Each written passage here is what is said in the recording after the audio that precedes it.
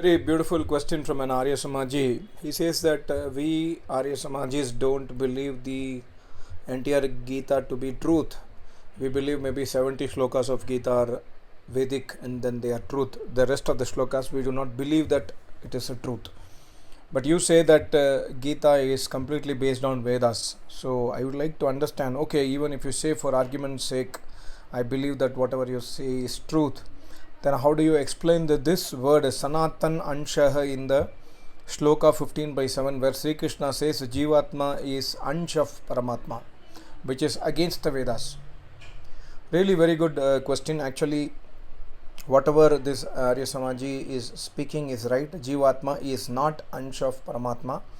And that shloka, when we read the Shabdik Arth, it sounds to be saying the same thing, that Sri Krishna is trying to say that the Jivatma is Ansh of Paramatma. The Shabdik Arth is trying to be, sounding like that. My Acharya has beautifully written in that commentary of that shloka, प्रस्तुत श्लोक का जो यह शाब्दिक अर्थ है कि यह जीवात्मा मेरा सनातन अंश है, यह शाब्दिक अर्थ सत्य नहीं है. So my Acharya also has clarified this point.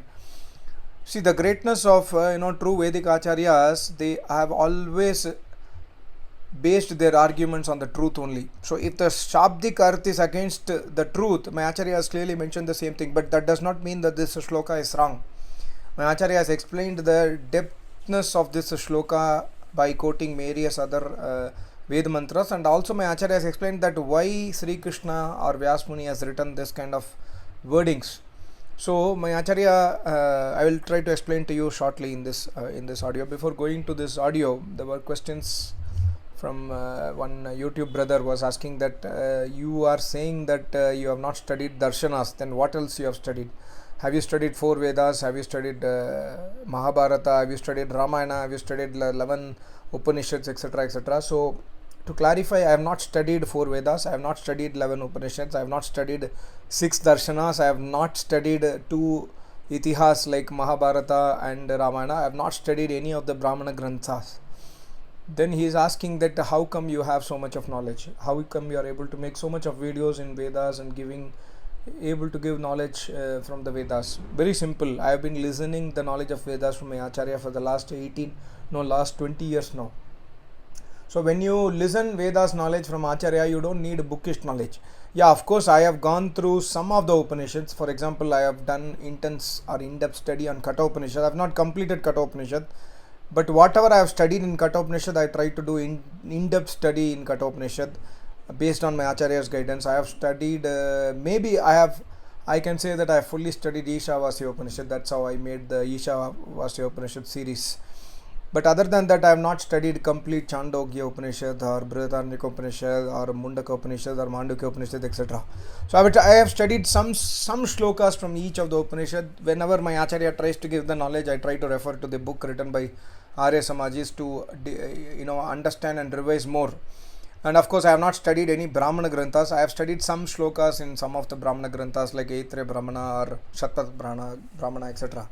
Vedas I have not studied at all. I have the Rig Veda Samhita with me, written by Maharishi Dhanand Saraswati, but it's in Hindi, Yajurveda Samhita. But to be very frank, the Hindi Bhashya of Yajurveda Samhita is totally, I would say, maybe more than 70% false. False means not a right translation of Sanskrit. That Sanskrit Bhashya of Maharishi versus the Hindi Bhashya of Maharishi, you cannot compare at all, because Sanskrit Bhashya is extremely beautiful.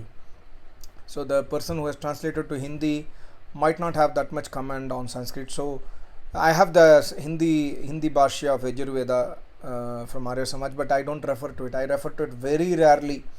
And I have not studied Vedas by books. Whatever I have listened to so far is from my Acharya only. My Acharya tried to, in the last 20 years after my association, every time whenever he does yajna, he tries to give at least 1 or 2 Veda mantra knowledge. Maybe sometimes he does not give the reference numbers, but he always gives the knowledge of the Vedas. So when you listen Vedas again and again, you will understand the whole concept of the Vedas. You will understand Vedic Traitvad, you will understand the form of Almighty God, you will understand Jivatma, you will understand Sukh, you will understand Dukh, you will understand Moksha, you will understand Samadhi, you will understand Yoga Darshan, you will understand all the other darshanas also. When we listen Vedas, because darshanas are based on Vedas. When you listen Vedas, obviously you will understand, for example, Yoga Darshan or Sankhya Darshan, etc. So I have not mastered any of the books, but the reason I have got this knowledge, whatever I am sharing with you, is only due to reading the books written by my Acharya. Number one, I have read some books written by Maharishi also in depth. I have done study. And number three, I have listened to full Ramayana from my Acharya, some Mahabharata from my Acharya. So, and also many Veda mantras from my Acharya. And I always try to repeat whatever my Acharya says. I try to note down and try to revise again and again. So that's how you are feeling that I have knowledge. But in reality, I have bookish knowledge, not the experience of Samadhi or not the experience of some enlightenment or some light inside me. Nothing. I'm a normal person like any one of you is asking questions to me in YouTube. So coming to this shloka, Sanatan Ansha, my Acharya has clarified that, based on the Vedas clearly speaks about the Traitvad. Trai means three. Vedic Traitvad has three eternal entities, that is Jivatma, not one Jivatma, many Jivatmas, unlimited, uncountable, infinite we can say, but constant. Number two, Paramatma, and number three, Prakriti. Prakriti is the Jad Tattva, non-alive matter, and Jivatma and Paramatma are alive matter. So, my Acharya has written that Sanatan Ansh, the only possible interpretation of Sanatan Ansh as per the Vedic context is like this. Like there are some of the qualities of Almighty God matches with the Jivatma. That's why he has used the word Ansh. Ansh does not mean here Tukada. Ansh here means that there are some qualities of Almighty God. Sanatan here refers to the Almighty God. Some qualities are matching with Paramatma. For example, Almighty God is Sanatan, Jivatma also is Sanatan. Sanatan means eternal. Both of them are eternal. Almighty God does not have parents, even Jivatma does not have parents. So, some qualities matches. Secondly, is Almighty God is Chetan, Jivatma is also Chetan. Both of them matches. Thirdly, Almighty God is Avinashi, never destructible. Similarly, Jivatma is Avinashi. Like Sri Krishna says, even if the Jivatma is put into air, water, fire, etc., none of these Panchabhutas can destroy the Jivatma because Jivatma is Avinashi. Similarly, Paramatma is Avinashi. And Jivatma, Paramatma is Satya Swarup, Paramatma is truth. Similarly, Jivatma also is truth. So, there are some qualities between Paramatma and Jivatma which matches. But there are so many qualities which do not match. So, to indicate the match of the qualities, some of the qualities, Sri Krishna has used the word Ansh. But we must not interpret or misinterpret Ansh means we are part of Almighty God. No, Almighty God does not have parts. How?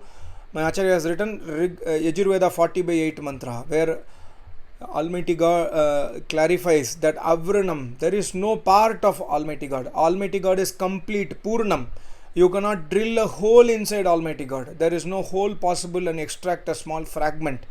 So, Jivatma cannot be a fragmental part of Paramatma. Like, when you read other Gitas written by ISKCON scholar or Swami Mukundananda, etc., they would have mentioned fragmental part. There is no fragmentation possible in Almighty God. So, Jivatma can never be a fragment of Paramatma, because if Jivatma becomes a fragment of Paramatma, that means, for example, when you make a sweet dish, you make like a halwa, and you make 10 kilos of halwa or 5 kilos of halwa, and then you just taste a bit of halwa in the spoon, like take in a spoon, and then you have a taste of it. You will understand, okay, this has got so much of sugar, so much of taste, and you will estimate that, okay, the whole 10 kilos or 5 kilos is also having the similar taste. So you are taking a ansh and then trying to understand the whole. This is not possible in Almighty God. You cannot take a ansh and then say, okay, Jivatma is like this, so similarly Paramatma also is like this. Jivatma can come into Sukh Dukh, so Paramatma also can come into Sukh Dukh. Jivatma can come into human body, similarly Paramatma also can come into human body. Not possible. These are all not the ansh qualities. Ansh here only means that there are some qualities of Jivatma which matches with Paramatma, but there are so many qualities which do not match. For example, Almighty God is omnipresent. Jivatma is not omnipresent. Almighty God is Sarva Shaktiman. Jivatma is Alpa Shaktiman. Almighty God is Sarvajna. He knows everything. Jivatma is Alpajna. So there are many differences between Jivatma and Paramatma in the Vedic system. So Sri Krishna never meant to say here that Jivatma and Paramatma are same, like just a drop is a drop in the ocean. No, it's not like that. That is not his meaning, because it contradicts the Vedas, and Sri Krishna can never say a statement against Vedas. This we must understand. And secondly, in the same Shloka 15/7, Sri Krishna clarifies that Prakritistani Manaha Shatani Indriyani Karshati. That Jivatma gets, Karshati means Jivatma gets attracted towards the Prakriti made body. The Indriya, the mind, the intellect, everything, the Jivatma gets attracted towards this body, towards the Prakriti made body, Prakritistani. That Jivatma is awarded the human body for doing our karmas, but unfortunately we do not do only the karmas, we get attracted towards the body, and then we get into the trap of Maya, Moh, Mamta, etc. Kam, Krodh, Madlo, Bhankar. So this quality is not there with Almighty God. So Jivatma can never become a part of Almighty God. It's only to indicate that you are eternal, Almighty is also eternal. You are uncreated, Almighty also is uncreated. You are indestructible, Almighty also is indestructible. You are truth, Arjuna. Similarly, Almighty is also truth. But Almighty is something else and you are something else. That you must understand as per the Vedic Sanatana Dharma. So always I would suggest you to read the commentaries written by my Acharya. Otherwise, it is not really going to help. Like Gita cannot benefit you in a whole. If you do not read the commentaries by a Vedic Acharya, Gita knowledge is actually, it cannot impact your life. That's my point of view. I hope you understood. Thank you so much. Namaste. Om.